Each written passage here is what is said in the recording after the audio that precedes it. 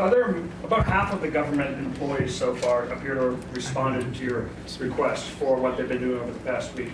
Is there a timeline in place for next moves for people being fired, and when can people expect to see results from that? Yes.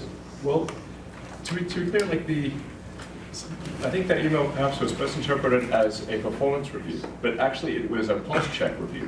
Do you have a pulse? Do you have a pulse and 2 neurons? So if you have a pulse and 2 neurons, you can reply to an email. This is, I think not a high bar, is what I'm saying. This is, anyone can accomplish this. But what we are trying to get to the bottom of is we think there are a number of people on the government payroll who are dead, which is probably why they can't respond. And some people who are not real people, like they're literally fictional individuals that are collecting paychecks. Well, somebody's collecting paychecks on a fictional individual, so we're just literally trying to figure out, are these people real? Are they alive? And can they write an email? Which I think is a reasonable expectation for the American public would have at least that expectation of someone in the public sector. Mr. Musk, roughly 1 million employees. It's not a high bar, guys, come on.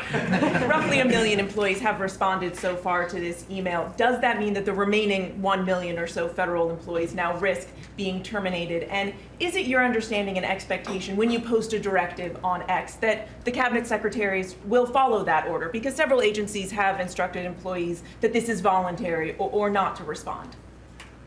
Yeah, well, I guess it was, like last week, the president encouraged me via Truth Social and also via phone call to be more aggressive. And I was like, okay, yes, sir, Mr. President, we'll indeed do that. The president is the commander-in-chief. I do what the president asks. And I said, can we send out an email to everyone just saying, what did you get done last week? And the president said yes, so it did that. We got a partial response. We're going to send another email. But our goal is not to be capricious or unfair. We want to give people every opportunity to send an email. And the email could simply be, what I'm working on is too sensitive or classified to describe. Like literally just, that would be sufficient. I think this is just common sense. And what is your target number for how many workers, employees you're looking to cut total? We wish to keep everyone who is doing a job that is essential and doing that job well. But if the job is not essential or they're not doing the job well, they obviously should not be on the public payroll. I'd like to add, wait a minute, wait. I'd like to add that those 1 million people that haven't responded, though, Elon, they are on the bubble. I wouldn't say that we're thrilled about it. They haven't responded. Now, maybe they don't exist. Maybe we're paying people that don't exist. Don't forget, we just got here. This group just got here. But those people are on the bubble, as they say. Maybe they're going to be gone.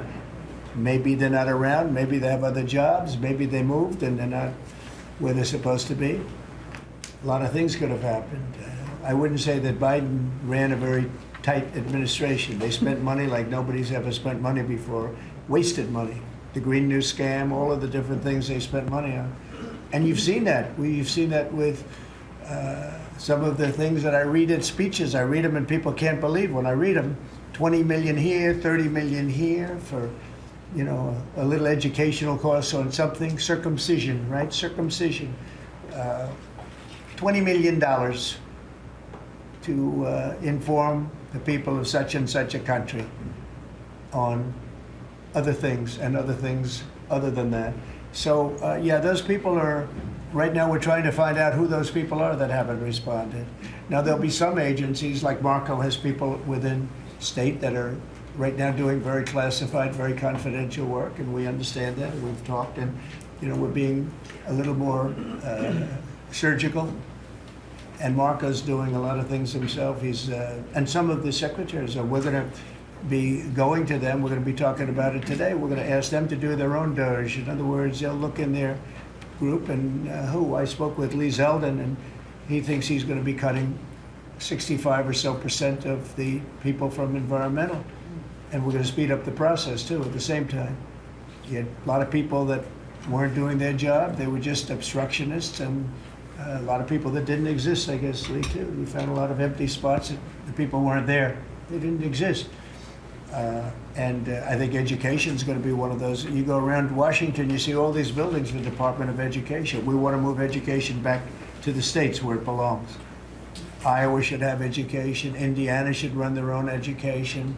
You're going to see education go way up. Right now, we're ranked at the very bottom of the list, but we're at the top of the list in one thing: the cost per pupil. We spend more money per pupil than any other country in the world, and yet it's Denmark and Norway, Sweden, and I hate to say this, and you know, we're going to get along very well with China, but it's a competitor. They're at the top of the list. They're among the top 10 usually, and they're a very big country, so we can't use that as an excuse, right? Because we're a very big country too, but we were ranked last time under Biden. We were ranked 40 out of 40. They do the 40 certain nations that they've done for a long time. It seems to be 40 for whatever reason, and we were ranked number 40. A year ago we were 38, then we were 39. We hit 40. And so we're last in that, and we're first in cost per pupil. So I would say that's unacceptable.